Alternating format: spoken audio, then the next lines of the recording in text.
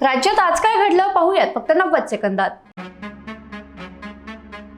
साताऱ्याच्या जिल्हा परिषद अध्यक्ष ओबीसी नाहीत, बोगस प्रमाणपत्र मिळवलं, शशिकांत शिंदेंचा गंभीर आरोप। अशोक खरात प्रकरणात पीडित महिलांची बदनामी, नाशिक पोलिसांनी घेतला मोठा निर्णय, आता थेट बदनामी करणाऱ्यांविरोधात गुन्हे दाखल करण्यात येणार। अशोक खरात प्रकरणात महिलांचा समावेश, ट्रॅप लावून प्रकरण खोदून काढलं, कुणालाही सोडणार नाही, देवेंद्र फडणवीसांची ग्वाही।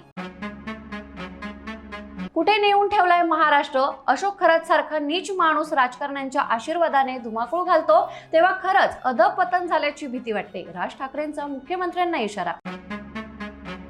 वेळीत सावध होण्याची आमदारांची कुजबूज सुरू, नाशिक रायगड पाठोपाठ साताऱ्यातही मुस्कटदाबी, मित्र पक्षांकडून मिळत असलेल्या वागणुकीविरोधात शिवसेना शिंदे गटाचा आक्रमक पवित्रा।